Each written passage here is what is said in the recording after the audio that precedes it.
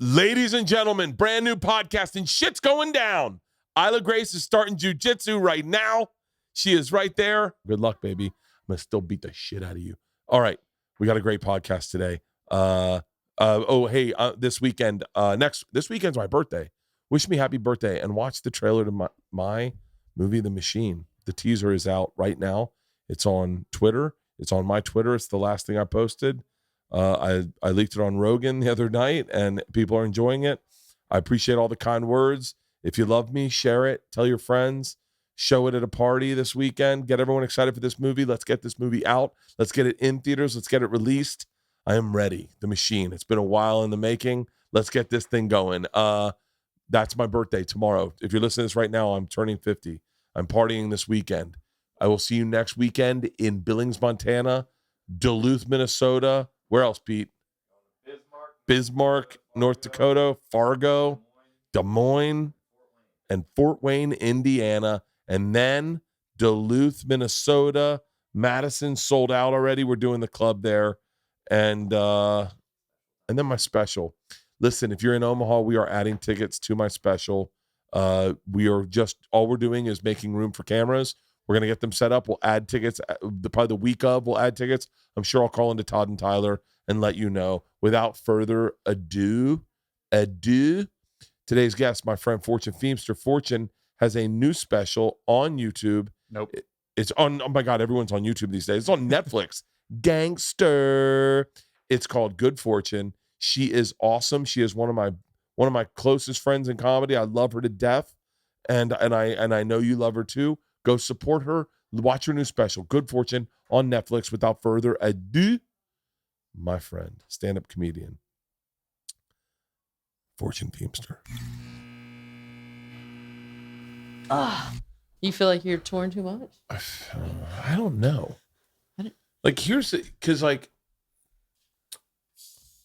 How often do you tour? This one was like a year and a half. Straight year and a half? Yeah. How many weeks off in between shows? I took 3 months off in the middle of it because I filmed in Toronto for 5 months. Are you the most low-key successful comedian in the country? Are you the most on the DL? You are the most successful comic, and No. you don't promote it. No. You don't talk about it. How many movies were you in this year?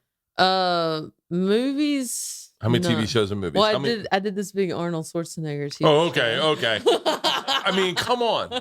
You really have. You are like. Who's your manager? I'm not the. Is it it's like Judy now? Oh. Did you not know that? No, I didn't know you came with Judy. That's yeah, great. with Judy and Adam, who was my stand-up Yeah. agent, is now He's co-manager. had a lot of gangsters. Yeah, Yeah. He works with Big J. I think so. Yeah. Genovese. Mm-hmm. What a great fucking Genevisian. Genovesian. Yeah. Oh, so that's like. Is that Armenian? Oh, okay. Oh, is this? Are we going? Oh yeah, we're going. Okay. We're going, yeah. Genovesian. Yeah. Genovesian. So I'm with your gal now. What's Arnold Schwarzenegger like? Amazing. Yeah. You would love him. Was he like? Was he everything you want him to be? Yes, I'm telling you, Bert, you would love him. Really? And love hanging out with him. He's so fun and has a million stories. Really? He's that guy that's like shaking hands, meeting everybody, telling jokes, very charming. Smoking cigars? Cigars every day. Really? Yeah. Just every day. Is he in good shape still? Yeah. He's He's got to be 72, right? 75, I think. And just, jacked. What was the movie? Can you talk about the movie yet? It's his first ever TV series. What? Yeah, and it's for Netflix. This big action series by the guy that created the Reacher show on Amazon. Okay. The Nick Reacher Santora. show, so I got into a deep dive on the Reacher series, the You TV did? show. Uh-huh. Yeah. First of all, the lead is a stud. Yeah. He's a stud. He is. And Alan. I got this. The one I saw was when they came in to punk his roommate in the prison. Did you see that? No, I didn't see that. These dudes came in and they're Yeah. like, yo, give me your glasses. And the guy's like, okay, and gives him his glasses. And then the guy comes out. It's such a badass series. Yeah. And I thought to myself, there's certain series like James Bond wasn't the smash hit that we thought it was. The series, the books were good. Yeah. I'm just listening to this on some history podcast. But like you look at the Reacher series, the Reacher series was like a smash hit. Yeah. It's like The Firm or like, what's the ones what happens in the Vatican and the weird bald guy cuts his leg. Oh. The Dan Brown books? Yeah, but I can't think of the name. But like they're such a big hit that Tom Cruise did them. Yeah. Have you done a movie with Tom Cruise? I have not. Do No. you want to? I would, yeah. Would you have you ever thought about switching over to Scientology? No, I have not. My co-star on this series was in the Top Gun movie. She played Phoenix. Who's Phoenix? The only female fighter pilot. Oh, Yeah. For real? Yeah, she's awesome. So this series is gonna be great. What's the name of the series? I don't know. We called it UTAP, which was Untitled Arnold Project. So the official name is still being figured out. In Toronto, 5 months. 5 months in Toronto? Yeah, and they shot every episode like a big movie. It was crazy. I was doing all this action stuff. For real? Yeah. Oh, I can't wait. I keep telling Arnold I'm an action star.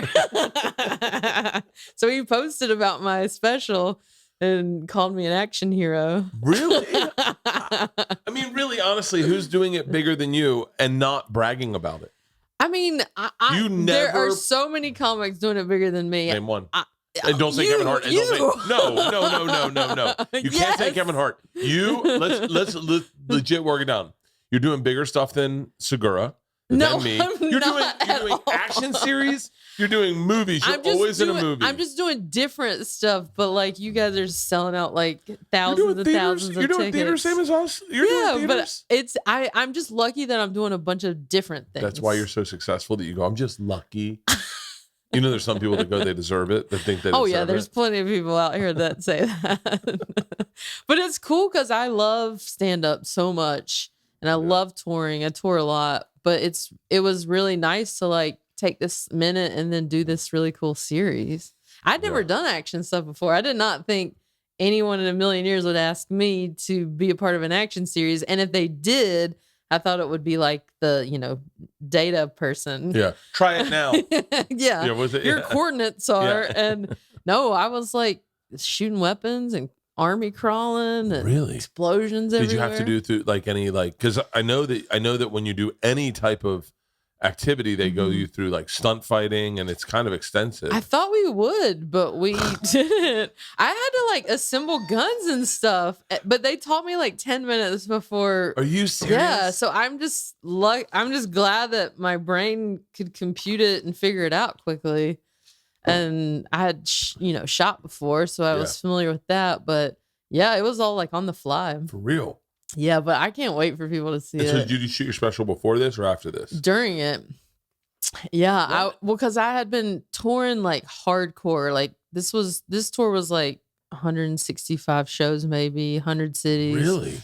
And then I told the creator, I was like, I really want to do this series, but I have such momentum with this. I've been touring like an insane amount. Is there a path to like shoot this during the TV show, so I'm not like off the road for 5 months and then dusting the cobwebs off? So they let me still tour for like 2 months, the first 2 months. So like, here's the thing that impresses me about you. When you like, there's a vein of stand up. I hope this makes sense, but there's a vein of stand up of like I'm going to use the wrong word because they're my friends, but like salty stand-ups. Like you got to grind. You got to be in the clubs every night. You got to fucking, what's your process to write? What's your thing? Like kind of the purest like of Rogan stand-up. and Bert, those types of guys where it's like, get on stage, grind, punch your cup, and then you've got people like you that really feel like they bring the joy to stand up. Like you're not You're not up there trying to light people up, and I'm not saying that they are. Obviously, they're my friends. I don't. But like, you're not trying to light people up. You're just trying to bring the joy to it. And whereas I know, like, I'll use Schultz too because like they're all friends of mine, but like I know their process to writing material. It's like getting a take, exploring a take. I know I have a slightly different approach. But what's your approach to writing material? Well, I think with my first special, I really like leaned into the storytelling Yeah. of stand up, and I liked it. I was like, oh, I like how this feels. This feels very authentic to me. It feels good. It feels, yeah. Yeah, and I'm not really a setup punchline person, but I feel Not like either. stand up's kind of gearing away from that anyway a little bit, don't you? Like it seems like stand up's becoming more personal, where people are sharing more of who they are. So for me, I just sit down at my computer and I'm like, what is a funny thing that happened in my life, like be it current or the past or with my family, and I just start writing it out because I'm a writer and I can't just get up on stage and be like, I'm just gonna. I So make you stuff write it up. out long Yeah, I write form. it up. I write it out and then I add stuff on stage and Yeah. play with it. But I need to know where I'm going. Like, and I also like the narrative of things. So in both specials now, there's a beginning, middle, and end. It has like you're following a path. Oh, really? And it comes around. Like Oh, I try to mine's not write it that like a good. book. Mine's not that good. Mine's not that Yours good. is perfect. No. But everybody does their own thing, you know? Yeah, Everybody's kind of finding what works for them. And I think, you know, your audience is either into that or the people aren't into it, but the people that like you like what you do, you know? Yeah. And Yeah. so that's what I focus on. Did you feel like when we did Fully Loaded, what did you think of the crowd there? That was so fun. It was a fucking blast. That was really wasn't it? fun. That was a lot of fun. It was great. I was filming in Toronto. I drove from Toronto to go do that. Are you serious? Yeah. Oh wow, you But were in the thick of it. But I really wanted to go out there and do it. Your fans are so fun. It just felt like a big party. I think that's what that's what it should feel like, you know? Like it I don't know. I've never really I don't put too much thought into anything. Into anything. Anything. Like I think of applicable things. Mhm. I have a Warren Buffett look on life. Mhm. I want to touch it. I want to feel it. I want to feel it. Like Yeah. I want to feel everything. So I have sobriety's been Interesting. so tough on me. I'm having a hard time feeling things. Oh, interesting. Yeah. Because it's all of October, right? Sober October. We're almost done. And now I feel my best. It always happens the very last week Uh-huh. that I feel absolutely spectacular. Well, your body's detoxing. I know. I wish I could. But you're gonna drink like day one. Day one. Yeah, really? Yeah, we're going to Austin. Yeah. with Oh, Joe. yeah. But what do you mean? Like you're having a hard time feeling things? What does that mean? Like emotionally? Yeah. Yeah. Like I do this a lot. You're not letting it like penetrate. I don't know. I think I think I'm a more intense person. Yeah. When I'm drinking, I feel I don't know. I let my fluids go. You know, Huh. like I don't know. So when you're drinking, you feel like you're more in touch with stuff things. I'm more in touch with emotion. Okay. I think, but a lot of that emotion is anxiety. Oh. Yeah, interesting. I've had no anxiety for this entire month. I've had zero anxiety this entire month. You don't strike me as someone who has anxiety. Oh my god, You're full of anxiety. worst But like in with the what world. parts? Like all of it. all Everything. of life? Right now, Yeah. if I was drinking, Mm-hmm. I would probably be drinking today. Okay. Because I have a flight tonight at 11 and into Minnesota, and and I'd be nervous about it. I'm not nervous about it, and I'm not nervous knowing I can't drink on the flight. I'm not nervous about that. I kind of this sounds really silly, but I've just lined up 2 episodes of Game of Dragons or whatever that is. Oh yeah. House of Dragons. I know that's 2 hours. I have a couple history podcasts I can listen to at takeoff.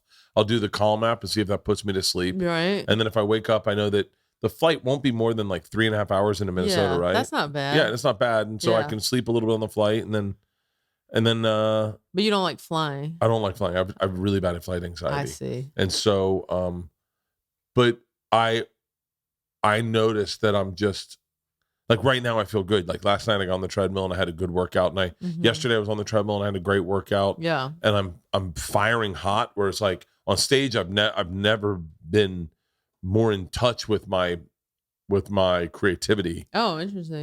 But You're like, but I like a drink. it's crazy. It's crazy. It's that I don't know if I'm happier or not. You don't drink much, do you? I mean, I drink, but I'm not like a lush. Like what is that? Like what is it drinking? Like a couple old fashions or so a week. And then do you feel a buzz? Sometimes, but I don't drink to get drunk. I genuinely like the taste of an old fashioned. Really? Yeah, and like if we're going to dinner or something, I'll order one. but I don't need like 4. Like, You know what I mean? but do you smoke weed? Not a lot, no. But you've done edibles. Yeah, I for remember sure. I watched you with Chelsea, yeah. And so, like, do you like the feeling of getting out of control a little bit? No, I don't. I don't. I'm sure that's some sort of thing, but I like knowing. I like being in control and not letting myself go haywire. Really? And not because I think because growing up, I had to be the responsible one. Really? I had to be the one that kind of took care of everybody and make sure everybody was okay. So it's hard for me to flip out of that. I'm always like, well, I'll drive, I'll get us there, I'll do this, I'll make sure everybody's where they need to be. I was like a little grown up, even though I have this like silly, crazy personality. I still was like uber responsible. Do you drink coffee? I love coffee. I love coffee. Love coffee. And then, by the way, that's one of the things I can't have when I'm drinking. Really? Yeah, because my anxiety goes out of control. Oh, yeah. But I love it. It's what I like look forward to at night, knowing that in the morning I get to drink coffee. Can I tell you? I try to keep it to the morning. I've been really treating myself with coffee lately, and I've been double dipping. So I do like I do a really big hot cup of coffee. Yeah. And I enjoy it. And then when it starts to get too cold, I put it to the side and then I do an iced coffee. Put that ice in there. And then so today I've had 2 cups of coffee. Yeah. But there's nothing better. I'll tell you, there's nothing actually better than like a salted caramel frappuccino. I mean, yeah, those are pretty tasty. I had to like cut all that stuff out because when I was trying to lose weight, you look great, by the way. Well, thank you. I'm down like quite a bit of weight because for that show I didn't want to be like the fat ass running around chasing Arnold, By the way, when I got ready for my movie, they're like, "You're not losing weight, are you?" And I was like, "I was going to." Oh, that's and they're nice. like, "Nah, that's not who we hired. Put it back on, fatty." And I was like, "No, okay." Yeah, I mean, no one asked me to. But I was like, I'm about to be filming every scene with like the guy, the world's most famous bodybuilder. Me and you had a fitting the day after each other. Mm-hmm. Oh, we did? Yeah. I was doing a fitting. And I said, oh, that's right. For those pictures. Yeah. And she was like, I just did Fortune yesterday. I said, no way. Yeah. And then I was like, wait, what's she getting? And she was, I don't think she told me. I'm getting a suit. I don't ever owned a suit. Oh, you haven't? No. Yeah. I've never owned a suit. I don't really care to own a suit. Right. But I have to go to some event on the 18th of November. Yeah. And I have to wear a suit. And so Leanne's getting me a suit. That'd be nice. Yeah, but I don't. You need one suit. You don't need a tie. Why can't I be like, keep this like open. Phil Spector and just wear whatever? Be like Phil Spector.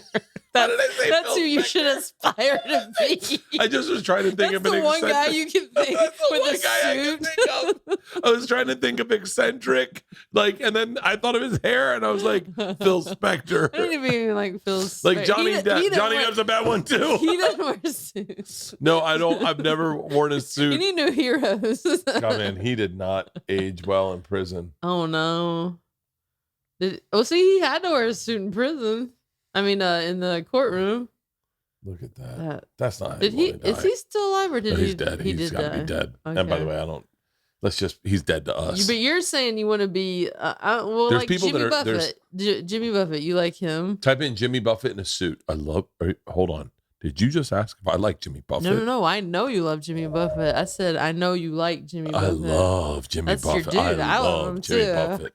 I mean, growing up in the South, that was like the thing to do was go to his concert. See, there he is in a suit, but mostly he's in a Hawaiian shirt. Yeah. Or Tommy Bahama or something like that. I just love. But he wears. Look, he's gone to the Vanity Fair party. He had a bow tie on. There he is with Michael Douglas. You can wear a suit and no tie, and leave this unbuttoned. This button up here, leave it unbuttoned. That's like the casual suit look. I hope they're comfortable. I mean, this just seems like a silly outfit. I guess, but you'll look nice, I'm sure. Do you have the suit? Have you tried it on? No, I got fitted for it. And then burp into the microphone. Sorry, I just had ramen. You're like, it's funny that in gender fluidity is really like taking a hold of like high schools. Oh, really? Well, I don't know a lot of young people. I should phrase that and say, I have noticed it more Uh-huh. in my daughter's high school because they're an all-girls Catholic high school. Right. So maybe I wouldn't know if maybe the numbers are higher there, Yeah. but there's a lot, like any girl who's not non-binary Yeah. or lesbian, or I don't even know how to qualify people anymore, Right. really. What I don't even know what the exact term. I don't think anyone's calling themselves lesbians anymore. I mean, I'm so old school. I'd call myself that, but I'm probably not the best one to ask. I don't know either. I'm like, I'm a lesbian. I like the old school lesbian. Lesbian's like I'm old such a school. great. It does sound like like something you would have discovered on an island. Oh shit! It's filled It's with a lesbians. lesbian. That's a fun island right there. I think I'm going to say this, and I hope I'm not afraid of getting in trouble, but it sounds aggressive. But I think they identify as queer. Okay, yeah, I think that is a that was a slur when I was a kid, so I don't like saying the word. Yeah, same. Because it doesn't sound like a.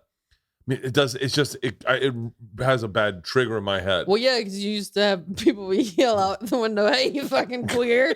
And, yeah, but I think it's sort of that reclaiming The last time word, I heard that, I was with a comic and we were walking down Melrose, and someone yelled out that to us, and I thought, who the fuck? That was 19. No, that was probably 1999. Okay, yeah. That's a long time ago. But anyway, my point is a lot of the girls wear suits. Oh, interesting. And it's so funny. Yeah. I mean this wholeheartedly. I don't even mean this as a joke, but if you could be if I could have been non-binary and just worn whatever clothes I would have worn, I would have definitely worn a dress. You would have? I would love to wear dresses. For real. I would. Because I would hate to wear dresses. I love dresses. I hated them. What's so funny is that I love dresses. Because you like the no underwear. No, I'd wear no underwear. No underwear. I would wear like a muumuu type dress. Oh, you want like a old lady dress? Yeah, I want to dress. Well, I guess it's because I'm fat. I just want to dress. You're like, I'm not talking about like a slut dress. I'm not gonna look cute. Your dong's hanging out the bottom. I guess not a shirt. As I walk, you just see the front of the dress go like this. I'm like, dude, put on some drawers. I would be. You're in a muumuu. I'm you not can even wear joking. A muumuu now. More times than not, I've walked into a store and looked at women's clothes, and someone said that's the women's section. More times than not, and I've done it with socks. I've bought women's socks. Yeah. I've bought because I've tactile issues for your dainty feet. I bought women's socks in like a Brooks Brothers type place where they had these thin sheer socks, and I went, oh hell yeah, yeah, and they were like polka dot. Yeah. And they were like a little high. And I was like, oh, these are what I want. And I grabbed a few pair and I put them up. And they're like, oh, are these for you? And I said, yeah. And they're like, these are women's socks. And I went, you have like double XL? You're like, but I want them. Yeah, but I want them. They were super thin. You like the thin socks. I like thin socks. I like the little meat on the bone to the socks.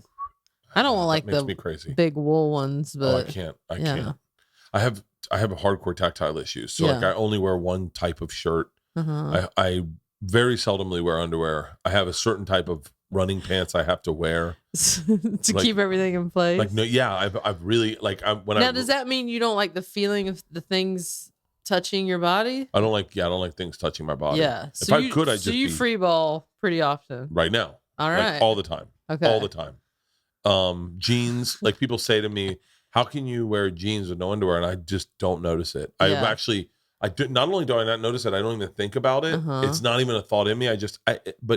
But to put on a pair of boxers, yeah, you don't like that feeling under jeans makes such little sense to me. That's almost like tucking your. It would make more sense to tuck your jeans into your shoes. Interesting. Like I just don't. Yeah, I don't know. I guess it's just so part of the routine, you know. Yeah. That you put the underwear on.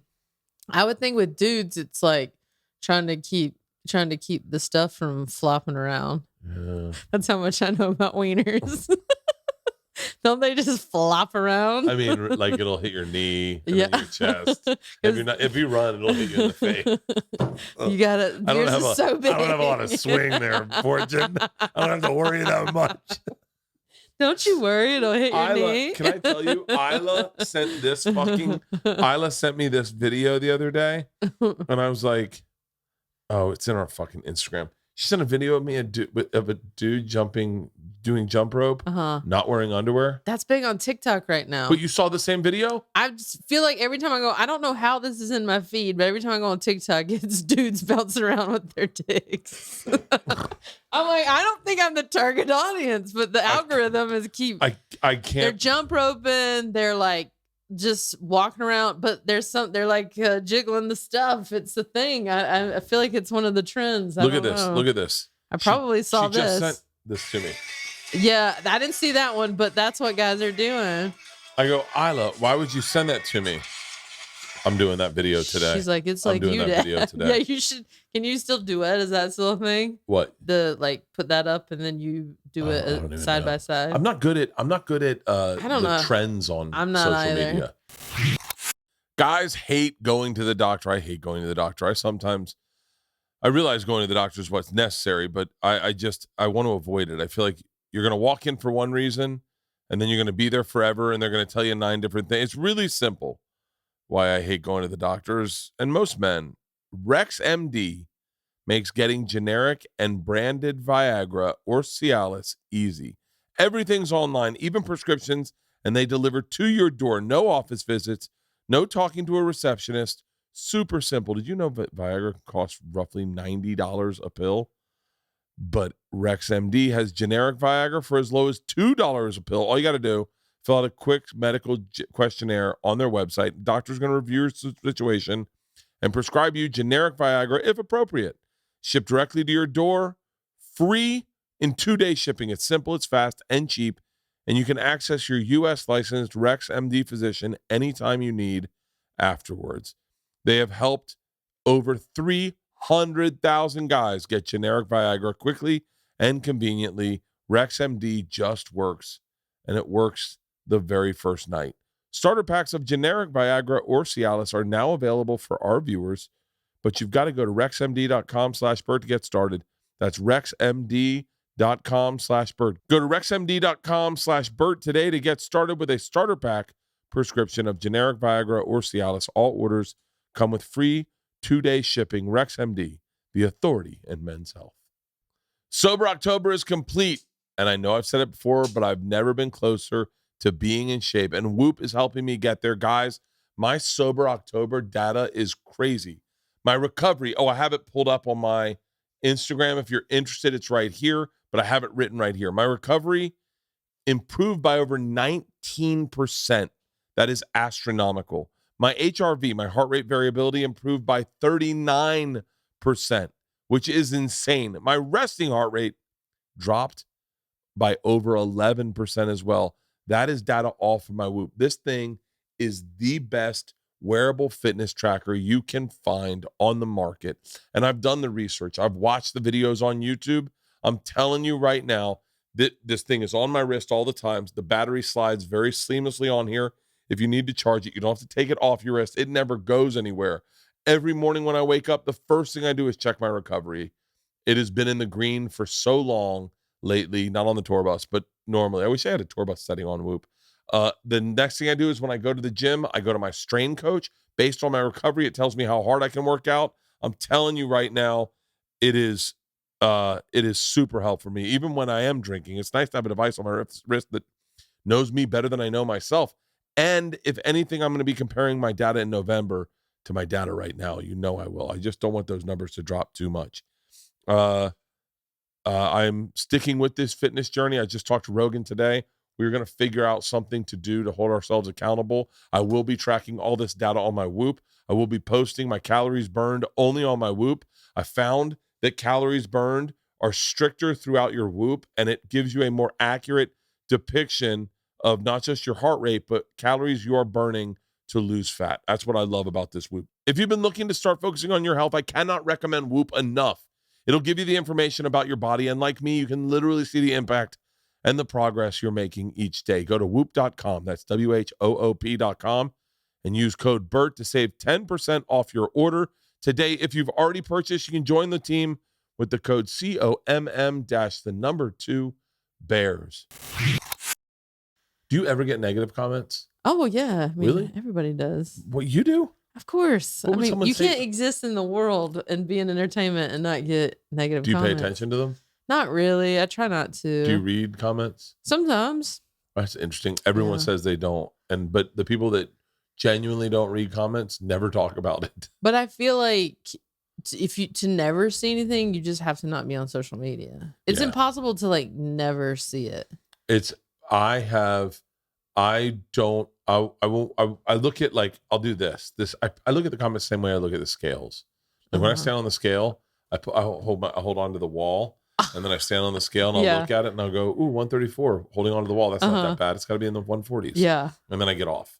Like I'm not going to look at it and let it ruin my day. Yeah. And I so- kind of scan things. I don't go. I tell my wife like, cause she'll read things, and I go, Oh, Leanne reads everything. yeah, and so and I purposely don't read because if you're looking for the positive, you're also gonna see the negative. They go hand and if in you hand. want the positive, then you got to appreciate the negative. Yeah, but so I'll scan things, but I don't go looking for it.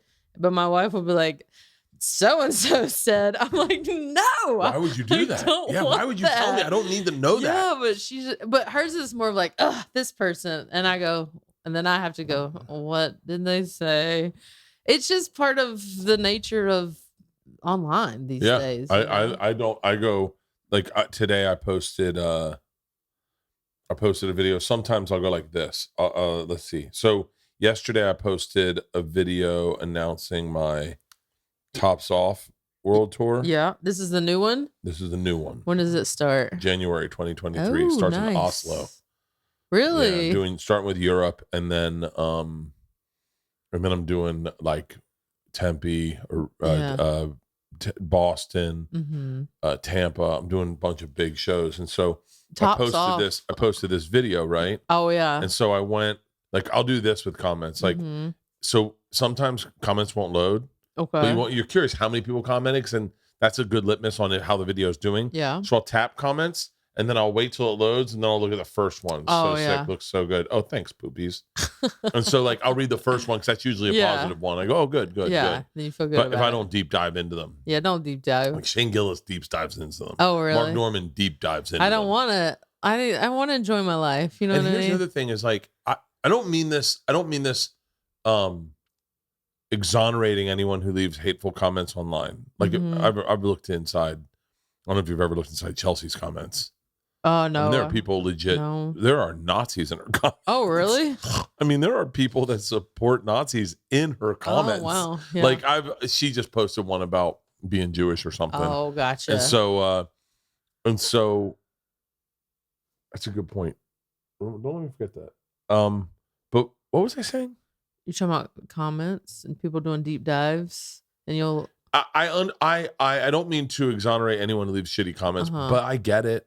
Like I get it. I understand it. Like you're trying to be why funny. People do that. You're trying to be funny, and you don't think they're gonna see it. I've said crazy things on podcasts that I didn't think anyone was gonna hear. Yeah. And then you go online, you're like, oh shit, Dax Shepard follows me. Oh really? Like you're like, fuck, I like Dax Shepard. Yeah. Why would I ever say anything? Right. Like I really genuinely like Dax Shepard. I loved him on Punk'd. Yeah. Every movie he's been in, I've always gotten a kick out of the guy. Why would I ever like be on a podcast and say something crazy? Right. Because you just are just talking shit. Right. And I think sometimes that's what people do. There are hateful people online. Yeah. There are hateful people Just online, obviously. Unhappy people. Yeah, unhappy. But like even still, I also get that.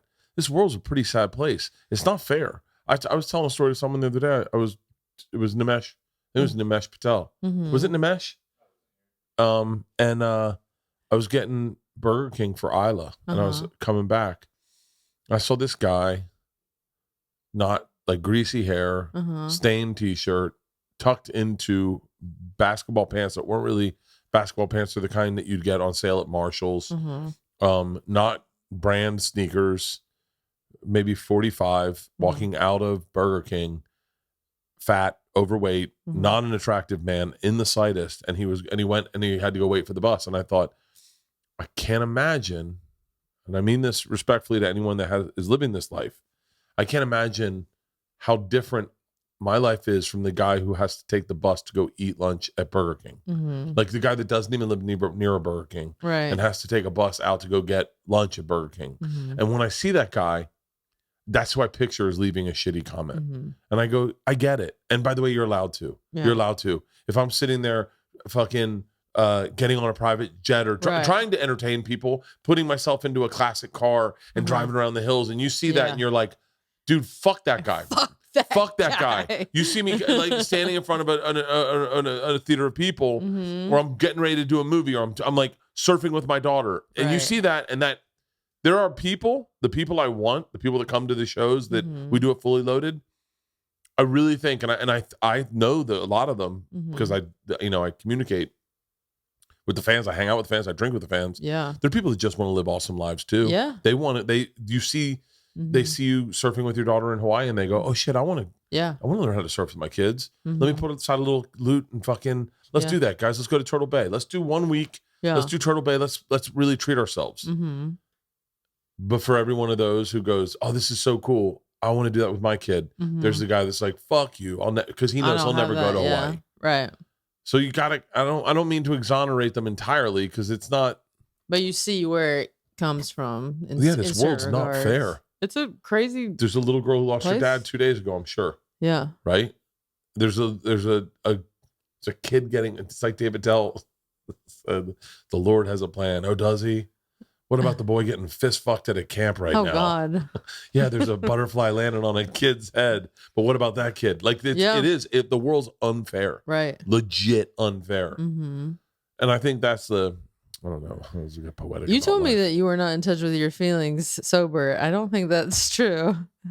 You're feeling things. I do feel things. I think I feel. I used to have an intense access to sadness. Like I could see sadness in I could see hopelessness sometimes, and I don't know why. I don't know if it's like just I could find empathy for people, right? But not now. No, it comes in waves. You don't feel it to the same degree as then. No, it comes in waves. Like I'm a really weird person, Fortune. like I dream very intensely. But, really? But in waves, not all the time. I can't remember my dreams. Are you being serious? Yes, seriously. I'll wake up. I have a friend that's like, "Do you have any dreams?" Every now and then, will ask me. I'm like, I don't know. I cannot remember. I had a dream last night that Miss Pat was trying to get me to say the N-word. What? Yeah, that's a very bizarre dream. On her show, she's like, "I need a white guy to come in and say ... This is in my dream. I'm hearing the N-word." And I go, "Pat, I'm not doing that." She was like, "You're acting." I go, "Yeah, but Pat." I go, "In today's culture." She was like, "Do it. Please do it. No one will do it." And I'm like, such a weird dream. Yeah, it was a weird dream. Have you talked to Miss Pat lately? I've been talking to her a lot lately. Oh, really? Yeah. I've been talking to Pat a lot lately on the phone. She's so funny. She's killing it. Yeah. She's really killing it. Yeah, for real. It's cool to see a lot of comics. So as the most successful comic in this business, what's your one show that you want to do all the time? What's the this is the right question. At what point in your career were you the happiest? Gosh. I think you can say life, because you can say life also. Yeah. I mean, I think the most meaningful time to be touring, I'll go a stand up right now, was after, we were all sitting at home for a year, however long. And then I had my Sweet and Salty special came out, the world shut down. And then people kind of discovered it during that whole lockdown. Great timing. Yeah. And then it's almost like you planned the pandemic. I didn't do it, guys. But how did you not come out with a bat soup ice cream? I don't know. I missed the mark. But I was doing clubs before that special, and I wasn't sure what stand-up would look like if people were done with live performance. Like, are we going to get back to doing what we do? And then my first theater tour started July of last summer, and these shows were like nothing I'd ever experienced, and I was selling better than I ever had, and I was making great money. It was like a whole different ballgame. Married and feeling at peace. That feeling was just like, I remember looking out into the audience being like, I can't believe it. This is what I hoped for and worked hard for, and here it is right in front of me. And I think that was like really one of those pinch me moments of like, this is cool. Did you ever get imposter syndrome? I mean, there it's so hard to like not compare yourself to other people or Who do you compare yourself to? I don't even know. I mean, you see like comics you come up with and what are they're doing I got to do more ads, I got to do more videos, I got to do more, it's more of that than it is like I don't begrudge anyone any success. I think it's amazing. Yeah. But it's more of like, oh, I should be doing more. I think I don't. I mean, I think everyone probably compares me and Tom, but Tom's so far ahead of me that We are y'all are very similar different. but very different. Well, he's. I mean, I think people may think we're at the same place in our careers, but we're genuinely not. Mhm. Like he is so far beyond me on so many levels, especially with touring. Mhm. And he'll say he's not as like to be humble, but can very honestly, like, and I say, like, if one of us is going to do Madison Square Garden, it's going to be him first. If one of us is doing the Forum, it's going to be him first. Yeah. Like he just is. He's really, and he doesn't need to promote really at all. Yeah. Like he just doesn't. He doesn't need to. The That's tickets sell nice. themselves. Yeah. I've always needed to promote. I've always needed to. I've always. But I don't mind it. It's also something you're really also good enjoy. at the promotion. But I don't. I definitely don't compare myself to Tom. I actually made a rule one time that I wasn't allowed to. Oh yeah, because it would fuck up our friendship. I was about to say you guys are such good friends that would suck. Well, you can do the thing called Google Trends, where you can check where people are finding you on the internet. Right. And I've actually never. I did it back when I discovered Google Trends. Yeah. But I never put me and Tom in together. Yeah, that's good though. But the best part is that you both are doing super well. You know what I mean? It'd be one thing if like he was at this level. He was at one point. And you're not. No, he was at one point. Yeah. That's the beauty of our friendship is that he definitely was. Mm-hmm. And at one point I was doing nothing at stand up. Mm-hmm. And we still were fine with that. Like I was fine with it. I had to accept it because it's just a part of, everyone does. Everyone, you're going to have people that are just doing things at a different level than you at times. I get inspiration from people as opposed to comparing myself. I get a lot of inspiration from Joe Coy. Yeah. Like I think he works so hard. He works so hard and his promos are so fucking slick. Like they just make me. But he's always been hustling. Even like in our Chelsea Lately days, he would be like doing clubs and being like, you got to do this and this and this and this. And I'm like, what? I was like very green. And he was selling, I want to say he was selling like sneakers. Like he just is a hustler. Yeah. I did a show with him at like, I want to say like the Ice House or something. And he had a whole like giant merch table and a DJ on stage. We're talking about the Ice House and Pasadena. He had this. It was like the whole thing was like he invested in himself, and his show and his fans. It was like 200 people, and they were eating it up, and they came with him through this whole journey, and now he's arenas. Yeah. But yeah, who was that group of Chelsea Lately people? Who do you, if you had to say the Chelsea, because like the Chelsea, that group was a group of bangers. Well, we were on the writing staff. A lot of us were on, not Joe, but he was always on the round table. Yeah. So the writing staff people, we saw each other all day, every day. You, Frangiola, Sarah Colonna, Josh Wolf, Heather McDonald, Jen Kirkman. Christina Pajinski was on it for a second. She was, but we missed each other. Oh, really? We were not there at the same time. Yeah. I was there. I was on the writing staff 3 years. Really? Yeah. And the show was like 7 years, maybe. Wow.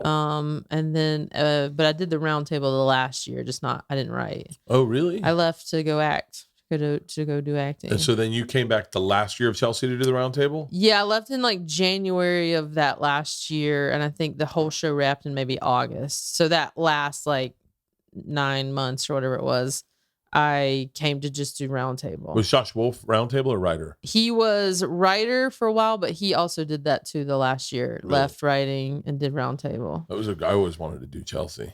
It's so crazy that you never did that, because that would have been perfect for you. But I got told no before I was a writer. I was trying to get on the panel. Oh, but I was told I was too laid back.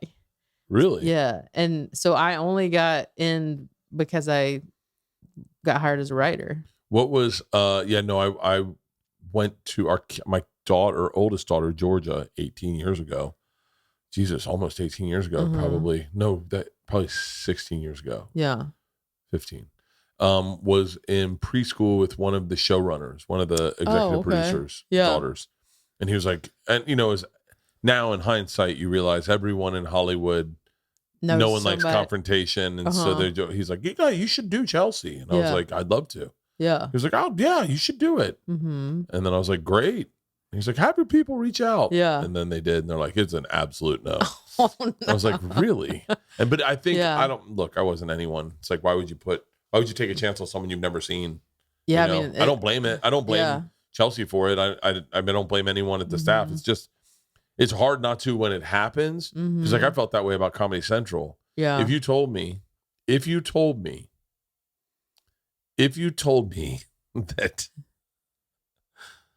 that when I was trying to get a Comedy Central Presents, that one day I guess I'm probably bigger than Comedy Central is now. I mean, I don't think Comedy Central is a thing anymore. I don't know. I don't think so. I would be, if you told me, don't worry, Comedy Central is not going to be a thing. Yeah, you'd be shocked because I'd be like, hold on. They were the Izod of comedy. They were the Mercedes. Yeah. That's where everybody wanted to, be and do shows. I watched them fuck up. Oh, really? Yeah. You saw it? I saw it. They just didn't have an eye on what was happening to the business. Yeah. Well, the business shifted a lot. Yeah. I mean, it's a weird place that we're all still navigating. The business did shift. Think about how many shifts. How many you've been doing stand up? What, 20 years? 15. No. Yeah. Yeah. Started Groundlings 2005, stand up 2007. Really? What's that? Is that 15? I'm not good at math. No, so you missed the whole development deal phase. Yeah. Okay, I was in the development deal phase. Really? Oh yeah, that seemed like a lot. That was the thing. Like if you were a comic, you were the end all be all was getting your own development deal. Such a misuse of funds. Really? Because they just gave you money to develop for them, but then didn't put it on the air. Well, they had holding deals too. Oh yeah. So it's almost like the stock market. It's almost like the stock market or maybe real estate is like you would get a development deal or holding deal. I remember John Bush had a holding deal and it was like $100,000 to not work with anyone. That's so weird. And that seems so weird now because we all do stuff all over the place. Yeah. And back in the day, you couldn't do anything with anyone if you were in a holding deal. Yeah. Holding deal meant ABC was you couldn't work with anyone. You only could audition for ABC shows. Right. They may need you. Right. So they would just throw money at you not to work with anyone. Yeah. No one threw money at me back then. I had a development deal with Will Smith's company, then with Fox, and then with CBS. Oh, wow. Yeah. I think like, I don't remember really, but like, I remember getting a development deal at CBS and realizing like I remember thinking this, they didn't need to give this to me. Right. If they had just said, hey, we might put you in something. We might want to work with you. Will you not work with anyone? I was like, I won't work with anybody. I'm all yours, baby. You don't need to give me a dime. Just the promise of a baby. I mean, back then we were all desperate. We were like, whatever you want. I mean, it was such. I'm glad you got paid. It was such a fucked up business model at the time. Yeah. That you watch it go, and that's I think that's what the future is you start just find the fucked up business models and go, that's going away. That's going away. I remember, can I tell you, I was in Richmond, Virginia, and I was doing a radio show and the guy was doing Sherry Berry's ads. Oh man, I remember Sherry's Berries. Sherry's Berries are fucking awesome. Yeah. To this day. Chocolate covered strawberries, baby. Sherry's Berries, hit me up Valentine's Day and Mother's Day. Yeah, give Bert I will some. fucking... Sherry's Berries would show up to our house and they'd be gone before I could get there. The girls would fuck them up. Yeah. Sherry's Berries is legit. And the strawberries were always fresh, perfectly right. Yeah. Like when strawberries taste like candy. And you're like, when fruit tastes like candy. Yeah. That's what it must have been like to live in the 20s. I only want fruit dipped in chocolate. I've had a major sweet tooth lately. Yeah. And so I remember we were doing Sherry's Berries ads. My numbers are off, so I apologize to Sherry's Berries or to the ad sales people that are listening. But I remember the guy did a Sherry's Berries ad, and I went, so funny. I did the exact same. Yeah. Sherry's. I think I might have ad-libbed into his Sherry's Berries read because it was so verbatim to mine that I went, it's great for Mother's Day. And he was like, it is great for Mother's Day. We got done, and he was like, hey, you really like Sherry's Berries. I said, oh, they sponsor my podcast. And he was like, oh, really? And he was like, yeah. I was like, yeah. And he was like, how much you getting a read? And I went, by the way, I'm sorry to Sherry's Berries if this is an off number. I think at the time I was getting like $2,500 a read. Okay. Or maybe 5,000 because it's Sherry's Berries and they only would sponsor like twice a year. Okay. So they went all in twice a year. Twice a year that you get $5,000. You do maybe like three reads, 2 reads before 2, and then 2 reads. So maybe they dropped maybe $20,000 on you for the year. Okay, but they get you Mother's Day and Valentine's Day. Big holidays. I said like $5,000 a read, and he goes, wait, hold on, $5,000 a read? And I said, yeah, like I only do 4 reads a year, so it's not like they're every week, but when they show up, they've always been really really kind to us. Yeah. And he goes, you're lying. And I went, no, it's I don't think it's $5,000. I go, maybe it's 4,500. Maybe it might be more. And the guy goes, I go, why, what do you got? And he goes, I don't want to tell you. And I said, is it that much more? And he goes, I make $50 a read. No. I went, you make $50 a read? And he goes, yeah, but I read them, like I do like 4 reads. Oh no, like and I was like, wait, you make like $100 on Sherry's Berries reads? He goes, and I have to pay for my own strawberries. Yeah, and I said, have you ever had a Sherry's Berries? He's like, no, I've never even fucking tasted them. And I was like, wait, how can you get being paid so little? And as I said that, a boss walked in, opened the door, stuck his head in, and he goes, hey, I'm going to lunch. If you need me, I'm gonna go to lunch. I'm doing a long lunch.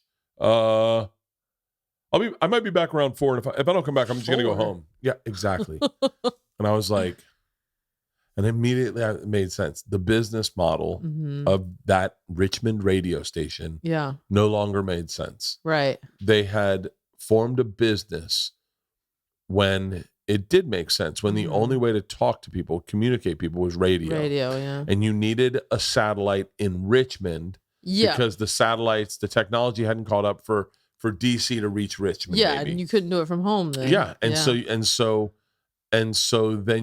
So they built this building when that made sense. And they thought, you never know, we'll grow. Let's make it extra big. And now you're walking around and you're seeing empty cubicle after empty cubicle. But you're saying they still have to pay this rent. Right. I'm sure Clear Channel owns the space. They still have to pay that rent. They still have to pay. Right. There's still a lot of people working in here. And I just kind of looked at the business model and I went, oh, this is a failing business model. Like the business model. And I remember thinking, and at the time I didn't have Halston. And I was like, my business model makes total sense. Yeah. It's me. Right.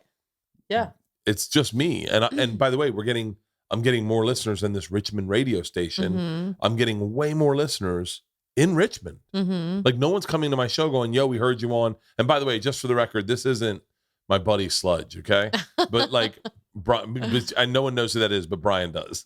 But like, I'm getting way more. No one's coming to my shows going like, I heard you on X Factor. Right. They're like, oh, I love the Bertcast. I heard you on Rogan. Yeah. And I was like, oh. So I think that's the future of this business is find the failing business models and insert yourself in there with a better business plan. Yeah. I think. I mean, that seems to be the thing is that, I mean, like you mentioned Tom, like the podcast, it's like he doesn't need a network or anybody.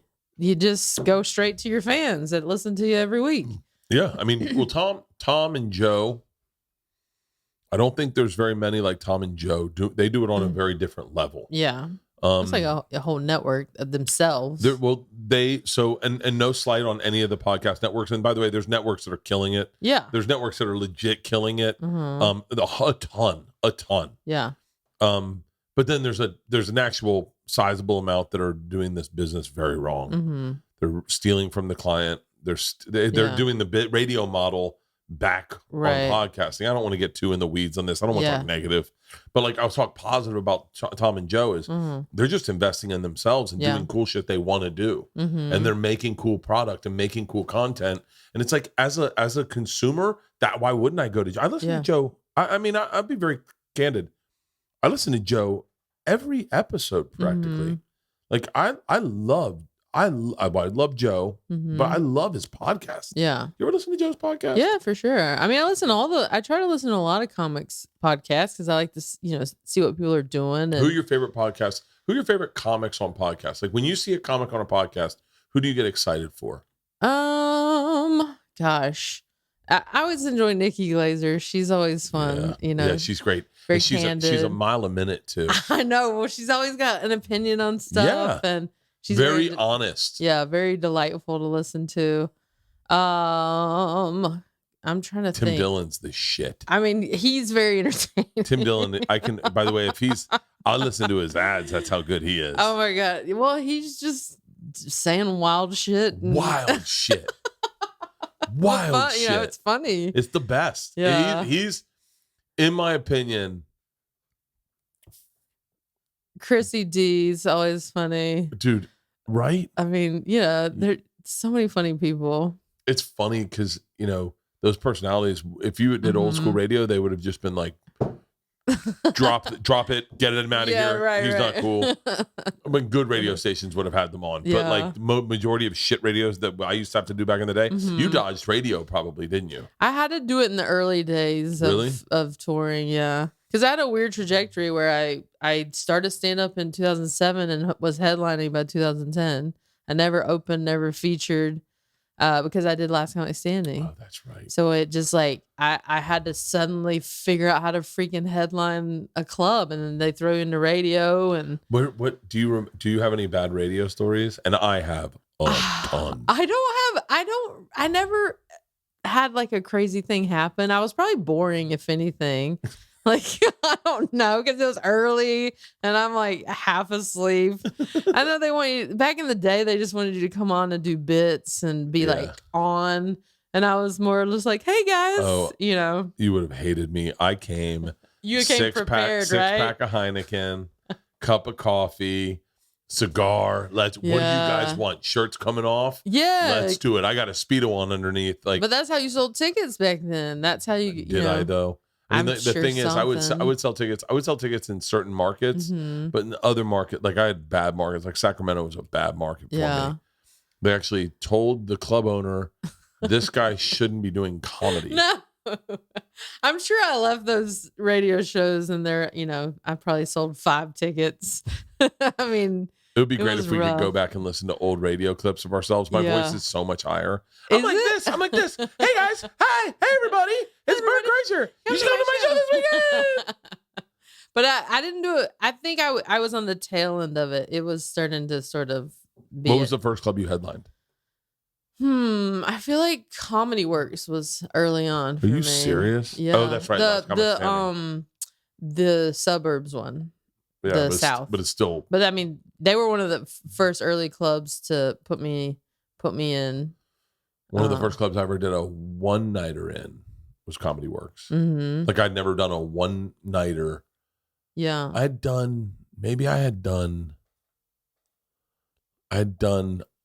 No, I don't think I'd done weekends, but no one had ever brought me in for a night. Yeah. And Comedy Works they brought me in for a Sunday night. It was one of the best weeks I ever had of comedy because I sold out Sunday and then I sold out Monday, Tuesday, Wednesday. Yeah, baby. Yeah, like 2 shows each night. And I was back when I was hungry. I was like, 2 shows, bring them. Now I get 2 shows and I'm like, for real? Like, I'm so tired. For real? You want me to talk again? I gotta put my shirt back on and take it off again. But the Comedy Zone in Charlotte was always good to me because I'm from I did that club outside of Charlotte. That's a great club. Yeah. So Heffron was it's like one road in. Yeah. Right? Yeah, one road in and one road out. Yeah, so they were really good to helping me grow too. But yeah, it was weird. I just had to freaking figure out how to be a headliner. That's great. Did you have dick features come in and try to blow you off stage? I thought you were asking me if I got dick on the road. I was like, well, Bert, Did you get dick on the road? I got much dick on the road. Did you ever have like a one night stand on the road? No, I don't think I would hook up. No, I didn't hook up. Not on the road. Mine, I had those in other parts of life, but not on the road. Not on the road. It was just no. work. I never had a hook up. I think on the road. I kissed somebody once, but yeah, I was in work mode. I was very much like, I was always in work mode. Yeah. I was like, get me back to the hotel. Like I partied. Yeah. And by party at the club, I never went out to bars. Yeah. I take that back. People wanted to hang out and like go to gay bars and stuff, but I don't think I was like, nobody was trying to get in my pants.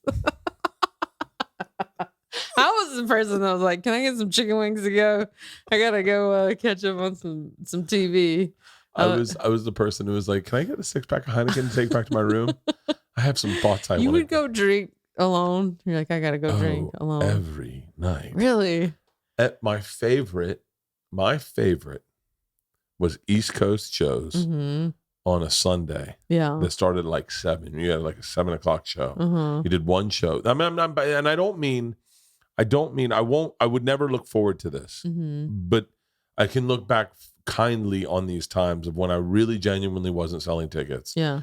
And I was busting my ass. I was doing really good shows. I was a really good comic. Not as good as I am now, but like I was a legit competent comic. Yeah. Learning a lot. Right. And taking big chances on stage. Not caring a ton of what people thought. Yeah. But those not selling tickets, when you think you're selling tickets, but you're not. And I remember Doc in Dayton told me, I was like, sold out. And he was like, it's not sold out. And I was like, oh, because they comped a bunch of tickets. Well, that, and he was like, let me show you something. And he brought me into the room and he goes, do you see all these people? I said, yeah. And he goes, see how they're all facing the stage? And I said, yeah, it's sold out. And he goes, when it's sold out, there's also people not facing the stage. And I went, what? He was like, there's 4 seats. These are all 4 tops. We just don't have the chairs out. Interesting. And I went, oh. Yeah. And he was like, yeah, it's half full. They just make the room. Yeah, we just make it look full so you feel good about yourself. Yeah, I remember that in the early days. I'd be like, this room, they're full, baby. And then I'd get my check at the end of the weekend. I was like, oh.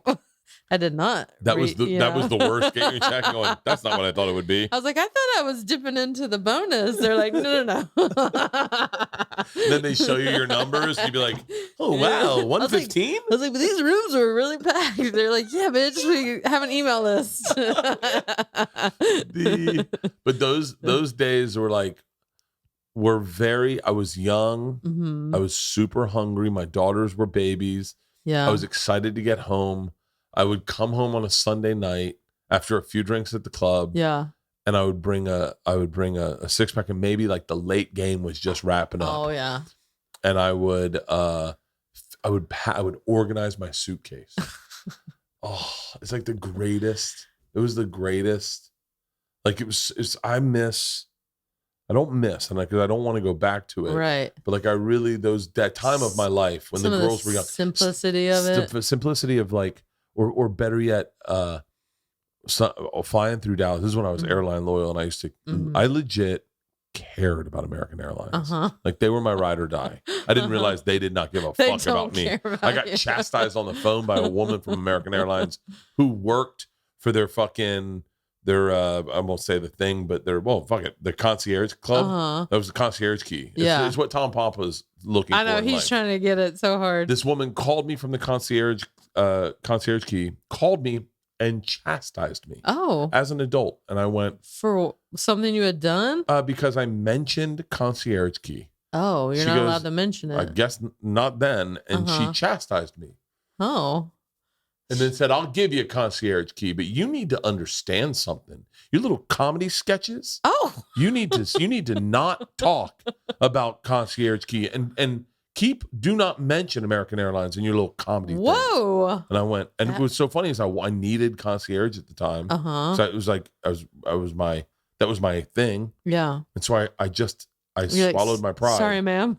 The second I could, I left them for a private plane. I was like the second I could. Well, the second I got a tour bus, I was like, yeah. I was like, I'm just gonna fly whatever gets me home fastest. Right. Yeah. I don't give a shit. I'm gonna buy first class on anything. Yeah. I don't really give a fuck about Well, coming up is when you're trying to get upgraded because you're not going to pay all that money for the fancy seat. So it's really important on your way up because you're like, oh my God, getting upgraded was like the greatest feeling in the world. Getting upgraded was the greatest. And I was getting upgraded when like American was like, that was like it was possible to upgrade. I don't think you can even get upgraded anymore. I don't even know if that's a thing. It's all changed. I mean, back when I first started flying 18 years ago, with American, I committed to American Airlines on Georgia when Georgia was born. Yeah, that's when I signed up for my thing. And like, I'm a ride or die, baby. I committed to American Airlines. And then you got chastised. My dad told me you need to pick one. Mm-hmm. What's it gonna be? Yeah, that was the advice back in the day for sure. I got told that too. Pick your airline. I picked American. Segura picked Delta because Delta was like nicer planes, but it was always more expensive, and I couldn't afford that across the board. The upgrade process on Delta was more complicated. So Delta's upgrade process was based on the class ticket you got and your status. Oh, okay. So they have A, B, C, D. And so like you could buy a cheap ticket. So what Delta's business model was, if you, and I apologize to anyone at Delta who's like, that's not at all what it was.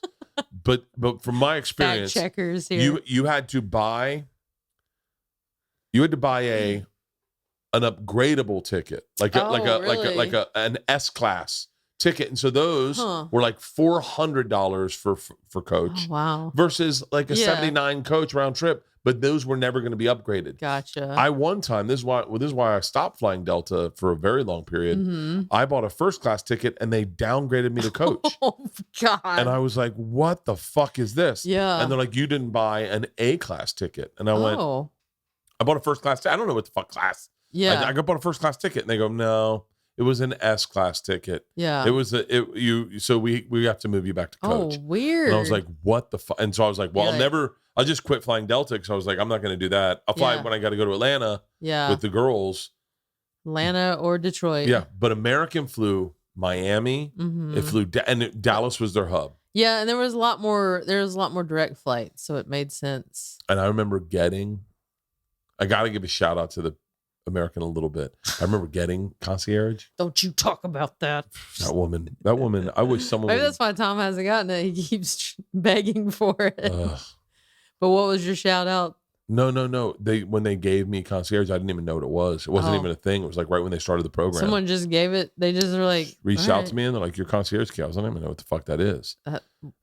You must have been flying quite a bit. I was flying for Travel Channel. Oh, right. So that was the flights. Yeah, and it was always first class. So I was already flying first class on Travel. And then they were booking, and I forced Travel to fly me American. And I was such a ride or die, I forced them to buy the American ticket, not American co-shares. Oh, gotcha. Like I said, I want the American 777 to England. Yeah. I don't want to fly the British Airways co-share. I want American. I was so committed to that. I mean, I knew so much about that airline. Yeah. I knew the flights. I knew so much. I cared. Like they weren't getting. I'm still on there a lot. Can you please tell them to make their food better? Is their food not good? No. I haven't flown them in so long. This is not good at all. I haven't flown them in so long because Delta's got like John and Vinny's and stuff.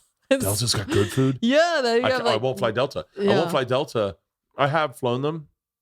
I haven't, but I won't fly them out of LAX because their hub is their terminal. So they redid the whole terminal. Oh, for real? Yeah, and they have this like amazing new lounge. It's like state of the art. No. All right.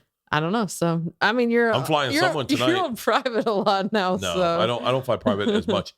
I do something a little different. I talked about it on Rogan, but I do a thing called private suite. Yeah, that's right. It is expensive, but it's a good compromise to not spend all the money to not need an airline. To be quite honestly with you, to like not need to be a club member. It's a really great compromise because it takes entirely all of the anxiety out of flying. Oh, that's nice. And it's not private. So like I have a really hard time buying private flights. I know. Well, I've never flown private. You've never flown private? Never ever. Are you serious? Never. Never. Not once. Never been on a private plane. Let's go somewhere. Okay, bud. I'll go. It's got to be close. You're like, I mean, I've been on like Jet Suite, but that doesn't count. I don't know what's Jet Suite. It's like Oh, I know Jet Suite. Yeah, yeah. They fly to Vegas. They fly to Vegas Yeah. and like up north. Yeah, that's actually. By the way, that's actually pretty fucking high end. Because Yeah. I'll say, I don't give a fuck. Like what I want, my whole thing isn't the actual plane. Yeah. To be dead honest with you, You want the stress of travel to be gone. I want this. I actually would. I'm not even joking. Uh-huh. I would way rather fly commercial all the time. Yeah. The planes are bigger. They're nicer. Uh-huh. They're more solid. They don't move around as much. Yeah. The thing I actually don't mind paying for is the airport experience. Oh, like okay. so. I get anxiety in lines. Give me anxiety. That like the idea of being watching people cut lines, getting there, not knowing how the line's going to be. Like I have to get there 2 hours before on any flight, and so like we went to last time I took the girls to Colorado. The girls don't have TSA pre-check. Mm-hmm. No one has clear. Oh, and everyone. And so they just got in a line that was legit, not even joke, like a half a mile long. Yeah. And I started losing it. Oh, I lost it so bad that they were looking at me and they're like, when we got to the gate finally, they're like, you need help, Dad. Yeah. And I was like, I was shaking. Oh, wow. I was sweating. Uh-huh. But it's like all that fucks with me. Yeah. If I can subtract that out of my experience, I don't mind being on a commercial flight. So for me, the private suite, it is more expensive, but I mean, it just takes care of that. I mean, it's not like break the bank expensive. But that's only at LAX. Well, they're expanding. They're going to. This is the kind of traveler I am. They're expanding to Miami and to Atlanta. Oh, okay. And Atlanta's a fucking shit show. I know, that's a crazy airport. The dumbest fucking airport. There's a lot of crazy airports in the now. fucking world. Yeah. They set that airport up back when women didn't have the right to vote, I think. I mean, because that airport is so fucked. It is one line into all the flights. I know. One security are you out of your fucking mind? That is the dumbest fucking airport. Every time you go there, that my anxiety is through the roof. Yeah. Because the first class line, the TSA line, all the lines are long as shit. Everything at fucking Atlanta makes me crazy. Yeah. Dallas is really easy peasy. Yeah. Because there's it's almost like everywhere. It's like there's like 100 million places to check in. Chicago can be very stressful. Fuck London. fuck anywhere European. I can't I'm a nightmare at all of those places. Yeah. But the second that's what fucks me up about traveling. Yeah. That's why I drink at airports. I get that. I ran into you at a bar once at I remember that. 7 a.m. That was like Indiana. Didn't you just work with a really beautiful dude? Probably. Was it Mateo? No, it wasn't. It was you were just on a movie with a stud. Oh. Because I think he had been at the bar. I don't remember. Probably. And but yeah, I ran into that. I was drinking then. Yeah. I always drank at airports. Yeah. I was like, Bert, what's going on? I was fucking deep too. Yeah, that's so funny. Oh, I was gonna mention that video that you posted. This is a shift of you dropping George off at college. Oh my God. I felt so bad. I mean, that whole dad thing It sucks. Dropping her off at school and you crying broke my heart. It was the worst. Yeah. But it's the worst, but she is having such a great time at college. She's having so much fun that I can't you can't but you can't be anything but happy, even though you missed her. Right. I'm glad that she is thriving. Yeah. That she's enjoying it. That's great. And, Isla said that to me. Isla's like, I can't believe you're upset. You should be happy for her, Dad. She's going to college. This is a big deal. Yeah. And I was like, Isla, that's not how I see this. Yeah. I just see that the house is quiet. Right. Her car just sits there. It's just, I'm like, but it's changed because now Isla and I are spending a lot more time together. Oh, really? Yeah, yesterday we went to yeah, and she's a fucking weirdo. So she is so fucking funny. Your stories about her are pretty great. She's she plays everything close to the vest. So if she says something funny, I'll grab my phone and she'll be like, nope, you missed it. I'm not doing it again. You can't recreate it. She goes, Leanne said, Isla, when you turn, because On her 16th birthday, Mhm. she had said she's allowed to curse. Okay. That's what she said. That's the rule. That's when you her turn 7. rule. Yeah. Uh-huh. So on her 16th birthday, I did a video and I was like, yo, what's your first curse word going to be? And she goes, cunt. And so it goes viral. She been holding She that makes me in. pull it down. Oh, She makes me pull it down. Oh, really? Yeah, she goes, pull it down. I'm not Yeah. going to be the person they dub over. Oh, Like, on 'cause like she's TikTok. Yeah, she's like, I'm not that person. Okay. So then last night we're walking around, we're in the house, and Leanne goes, Isla, 17 this year. What are you gonna do when you turn 18? Isla goes, strip clubs, baby. Hell yeah. And I pulled out a phone. I go, Isla, what did you say? And she goes, nope, not happening, big guy. And just left. Oh my God. Yeah, she's a interesting. We went to Rite Aid last night, and exciting. well, I'm not even joking. You're more than welcome to it. We were talking about my day today, and I said you were coming by. Yeah. And she goes, oh, and she goes by the fucking ice cream thing, and bought 5 things of fucking Ben and Jerry's. Hilarious. 5 different flavors. I go, what are you doing? And she goes, well, you never know, Dad. You never know. Fortune wants some ice cream. Fortune might want some ice cream. And that is sweet. And she was looking for the one with the caramel in the center. And she goes, sweet and salty, Dad. And I was like, no. I go, they didn't have it. She's the best. Yeah, but her and her sister got into the people that they know watching their specials. Oh, really? Yeah. And they're not always appropriate. Yeah. Like they watched Nikki's, and I had to leave the room. Like, whoa. It was like, yeah, you know, when the head of someone's cock is in your mouth, and I'm like, Jesus Christ, Nikki, why can't you clean it up? Like, it's so funny. I had to leave the room, and Georgia and Isla and her friends are fucking crying. You're laughing. like, here, watch an ice cream dance video. It started a while back, and I think it was, I can't remember which one they started with, but Sweet and Salty was in the mix. Because they were like, who else do we know? Because they don't know who they know. Right. They're like, who else do we know? Yeah. And I go, Whitney. And they're like, nah. I go, you know Whitney. Yeah. Whitney has horses. She goes, she's a comedian? Yeah. Just over from the horses. Yeah, they just know the people. Funny, yeah. And so there's like a fucking ton of Ben and Jerry's in our Oh my freezer. God, that's so hilarious. Her and her friends ate $350 worth of candy.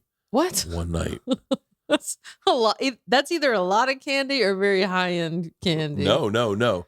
It was just bullshit candy, and they ate all of it. Wow. Fucked it up watching movies.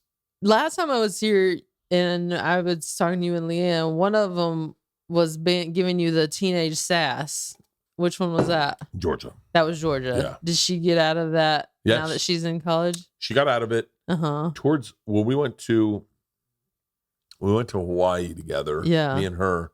But we had gotten out of it before then. We had an incident where she took her car, picked up a bunch of her friends. She wasn't allowed to have friends in the car. Picked up a bunch of her friends, and they went out driving, and Leanne saw them in the car. She passed by them? I drove past. What are the freaking odds in LA? Yes. It was on Laurel Canyon and Riverside. Oh my God. Leanne was pulling out of the gas station and saw George and her friends dancing in the car. Wow. So Leanne called her and was watching her.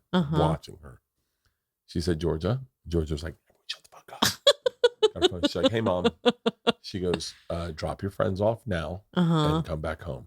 Wow. Georgia goes, there's no one in the car. Oh, no. Leanne's like, Georgia, I'm watching you right now. And yeah. Georgia's like this. And then she sees Leanne. It's like, the light turns green, drops everyone off, comes in. This is what got us out of it. Is back when we had the chairs in here. I just on a podcast. Leanne comes in fucking livid. Yeah. And Georgia comes in. She was supposed to go to a party that night. Yeah. I have a weird thing about FOMO. So even in those moments, I don't want her to miss out on a party. Yeah. That sounds crazy. Even when she's in trouble. Yeah, because she got fucked for so long in quarantine. And, true. That I go, so she came in. Leanne goes, obviously you're in trouble. And Georgia's like angry. And I said, I don't know what to do, to be dead honest with you. I said, how about this? Go to your party tonight. Tomorrow, I want you to write 1,000 words on why lying to us is bad. And she went, huh? I said, you can go to your party. Go to your party. It's your friend's birthday party. Yeah. I'm not going to punish your friend for your behavior. You're punishing your friend in that moment.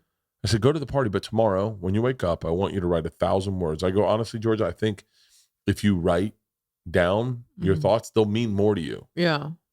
And her eyes got wide and they filled with tears and she started sobbing, crying. Oh. And she said, I think you understand me. And wow. I was like, huh? I was like, not really. I didn't know what the punishment should be. Yeah. I saw this in A River Runs Through It. It made sense to that movie. A river runs through it. What an odd reference. I was like, I don't know. Yeah, I understand you. And then she was like, I'm so sorry I've been so mean to you. And I was like, what? Wow. She was like, I'm so sorry I've been so mean to you. And I was like, okay. And then Leanne's like, huh? Yeah. And then she gave me a hug and then went to her party and then wrote me a very long paper on being dishonest with her parents and how that, it was very insightful, but it was true that her brain thinks better as a writer. Yeah. It's the same as ours, you know, if you go, you know, tell me how you feel about Leanne, if I write it down, I feel a lot more intensely than I would if I just talk it. Yeah. And so we got way better. And then we went surfing. And when we went surfing, we had a really good time. And that was like a great daddy-daughter trip because there was no interference. Yeah. We did cool shit. We had a great time. I was really lax on rules. You know, I let her feel like she was one of us. And it was me, Peter, Mans, and my sister. And so, and then I sent her and my sister by themselves to Maui for a week. And then I was like, I was really cool about the whole go out and live your life before college, have fun. Right. Well, I love that she was so in touch with her own stuff that she could recognize that she was being mean. Because I feel like when you're a teenager, sometimes like you know you're being angsty, but you don't really know how to put it into words. Well, I think I was I'll say this on adjacent to what I just said to you off camera, but I'm so lucky that I have so many women in my life, so many. Yeah. Not just Leanne. I have so many women. I have so many women in my life. My manager's a woman. My agent's a woman. One of my agents is a man, but you know, Heidi is a woman. My production manager's a woman. My creative producer's a woman. Yeah. My tour manager's a woman. My promoter's a woman. I mean, I have so many women in my life. Not that, and that's not even counting all the female comics that are like, you know, I mean, you guys, there's a weird like brotherhood, sisterhood in comedy where it's like, we know each other so well. But I feel like I'm so lucky to have had so many women to bounce this off of, like to be like, hey, I'm lost, I'm fucked up. So I talked to you about this. Talked to Nikki about it. Yeah. Did I ever tell you about the fucking email I sent Georgia Hardstark? No. Do you know Georgia Hardstark? Yeah, I love Georgia. Fucking. But about your daughter? I was getting ready to go to Red Rocks right before. It was the first time I did Red Rocks. Yeah. And I was going to Red Rocks. Georgia was going to meet me in Colorado. This is right after I had my meltdown in the airport. Right before I had the meltdown in the airport. And I sent a very heartfelt message, Georgia. I don't know what I did to piss you off. I love you, and we're butting heads, and I want this to end, and I want to do whatever I can to make you happy. Yeah. How about this week? We just have a great trip. We don't fight. We don't argue. We just have a good time. It did not turn out that way. We did not have a good trip. But but I said, you know, I just want you to see how great Colorado is, and just I want you to see what the college experience could be like. And I love you more than anything in the world, and I hope we can get through this. Yeah. And then I hit send and realized. You sent it to Georgia Hardstark? Yes. Oh my God, that is so funny. It's Georgia had saved herself in my phone as Georgia, my favorite daughter. Hilarious. And I send it to Georgia, my favorite murder. That is too funny. And Georgia Hardstark. Did Georgia write back? I feel like she would be funny about that. She wrote back.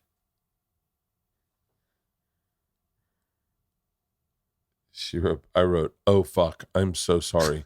This is Bert Kreischer. Please disregard that text. Obviously, it was meant for my daughter, who I saved in my phone as Georgia, my favorite daughter. You are Georgia, my favorite murderer. She went, oh my God. I'm reading this and was about to cry from how sweet it is. I knew she would say that. And then I was going to tell you that you have the wrong number, but that I also was once a teenage girl who hated her dad. So I was going to tell you, just be patient. Oh, Yeah, Georgia Hardstark's a sweet. gangster. She never. I've shared that story before. Yeah, It's fucking.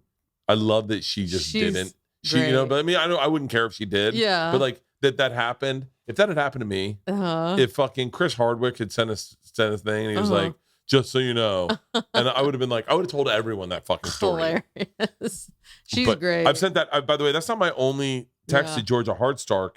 She's like, by the way, you've texted me like 10 times about your daughter. I've texted her on my old phone. I text her, hey, I'm grabbing I was gonna say Blimpies. I'm grabbing Subway. What do you want? Hilarious. And she was like, I think you have the wrong number. And I'm like, motherfucker. Hey, mom's downstairs making dinner. Come downstairs. And Georgia Hardstark's like, it's the wrong one. Georgia's like, you need to redo your phone contacts. Georgia Hardstark. Shout out Georgia. So when's the special up? Is it up right now? It's up right now. It just got up. Good Fortune on Netflix. Good Fortune. Can I tell you what I wanted you to name it? What did you want? I favor the bold. I favor the bold. Yeah, I mean, Fortune favors the bold. Well, hopefully there. I did get it. Well, hopefully there will be other Fortune specials. cookies. What other fortunes do we have? We have a lot of Misfortune. That's a great one. Yeah. I had a really hard time naming this one, but it landed on Good Fortune. It seemed to fit. That's a great one. Because I talk a lot about like the lucky things I have in my life, but that they didn't always go right, and finding the good in those stories. Wait, pull up the word fortune. But yeah, it came out yesterday. Really? Yeah, I'm excited. Oh. And so what have you done? What press have you done to promote it? What have I done? Kimmel. I did Kimmel and Fortune 500. I'm going to do the Today Fortune Show. 500. Yeah, I know that's a big one. Yeah. Fortune yeah, cigarettes. you know, I just want people to watch it because there's so many specials coming out. There's like a special every week coming out on Netflix. I think that's they've been doing it like that for a while. I know but they've been doing that for a while, but also there was such a lull with the pandemic. Now they're making up for lost time, but so, I'm proud of it. I'm just trying to get people to watch it and hopefully laugh and enjoy it. I'll download it tonight. Yeah, baby. I'll download it tonight. Put it on the plane. Watched on that plane. I'll be filled with good fortune on a plane as I'm sober. That's right. Yeah. Yeah. Are you in the path where you're like, all right, time to get ready for the next special? I mean, right now I'm just focused on writing the next act, but not so to the point where it's ready for like, oh, is this got to be special? Ready? So wait, are you not touring right now? I start back in like 3.5 weeks. Okay, so I literally ended it on Sunday night, so this is not a break. My God. Yeah, there's no breaks anymore. There's no breaks. Remember when they'd be like, "Yeah, I'm taking a year off." And you're like Ali Wong, I think took like a legit year off. Yeah, but she got so famous that she could do that. You know what I mean? I feel like you have to reach a level where you're good for a minute. I'm not there. Well, so neither of us are Ali I have Wong. to keep pumping stuff out. Ali Wong once told me, and I apologize, Ali, if never mind, I'm not going to share it. So I got to stop doing that. I love, because those are the most interesting parts of the secrets that comics tell you. Yeah. And then to share them, I think that's like the inside scoop. And I never say anything I don't want people to share. Right. So like, but they're private people. Yeah. But yeah, Ali's a fucking gangster. She's so good. So good. I've been seeing her at the Comedy Store and around town doing sets. So she's probably. My wife watched her for the first time. Oh, yeah? My wife and her best friend Sandy, who's Asian, and my trainer Lacey, and I think that was it. They went to go watch me at the store. Oh yeah, and Ali was up, and Leanne came home and was like, Ali Wong is fucking hilarious. You're like, we know. my friend Sandy was like, that is the funniest fucking human being. She's so good. She's so good, and so I think. I was assuming, gearing back up to tour at some point, but she's also got young kids, so I think it's tough. She's doing it smart. That. Yeah. So I gotta write my new act, and I'm gonna take more time though before the next special. I don't want to rush into it. I want to really tour, but not in a way that's so aggressive that it's like I'm killing myself. Yeah. I want to like take my time with this one. But yeah, and in this special, I talk a lot about my wife and getting engaged and being married and what that's like. So I talk a lot about current life. Yeah. And me as an adult, whereas Sweet and Salty was me growing up and figuring out who I was. This is definitely me as like the adult version of myself. That's fucking great. So Well, I can't wait to watch it. I'm excited for you to watch it. Are you and Tom still doing Netflix radio? Yeah, every morning. Monday It's funny. through No one ever Thursday. asked me to be on it. That's We cool. always want you on it. No, I know. Anytime. Anytime. And then you got the Arnold Schwarzenegger movie. Yeah, show. that'll be out. I don't know when. It'll also be on Netflix. And then all of a sudden your special will blow up again. That would be nice. Well, he's so beloved, especially internationally. Yeah. That'll be cool to. Ooh, you can start doing do that. Austria. Yeah. One of our castmates went with him to Oktoberfest. Oh, Had really? like the time of his life. I bet. I was touring, otherwise I would have been like, "Come on, baby, I'm going too." But we went to his house a couple weeks ago. It was the greatest. For real? So fun, yeah. He had this like small event that he was raising money for and invited us to. I mean, it was like one of those things you gotta pay a lot of Did you money see to him go go to. fortune? Fortune. He FaceTimed me to invite me. No way. I happened to be on my computer because he doesn't carry a phone. He doesn't need to. He has people in his life that tell him where he needs to go. Please get me And there. he just all of a sudden I'm like, Arnold's FaceTiming me.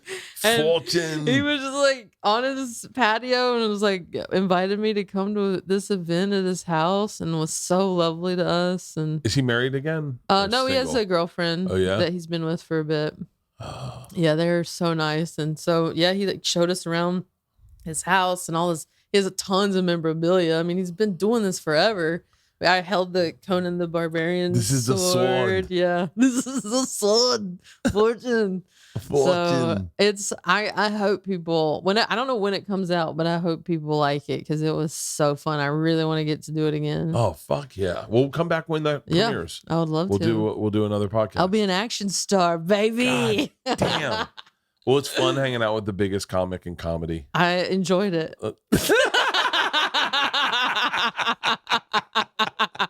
You're the best. You're the best.